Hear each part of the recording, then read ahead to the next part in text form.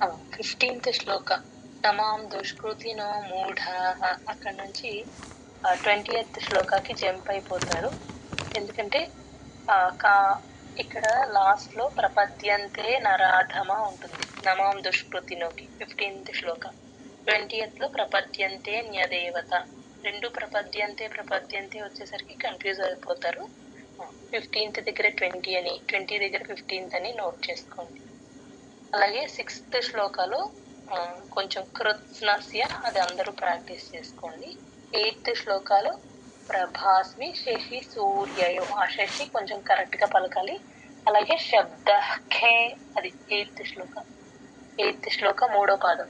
ప్రణవ సర్వ వేదేషు శబ్ద ఖే, అఖా మహాప్రాణం పలకాలి గట్టిగా. ఓకే, నెక్స్ట్ ఇంకోటి 16th శ్లోక కూడా 3rd పాదం. ఆర్తో జిజ్ఞాసురర్థార్థి, అది అలా పలకాలి. అన్ని మహాప్రాణాలు వినపడేటట్టు పలకాలి.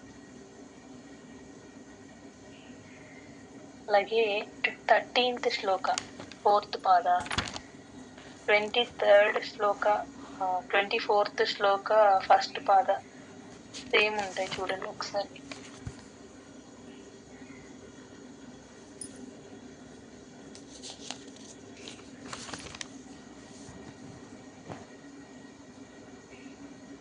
ఓకే, 25th అది నెక్స్ట్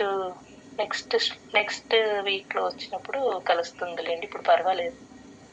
25th శ్లోక 4th పాద, 13th 4th పాద. ఓకే, ఇట్స్ ఓకే, అది వదిలేసేయండి. జై గురుదత్త.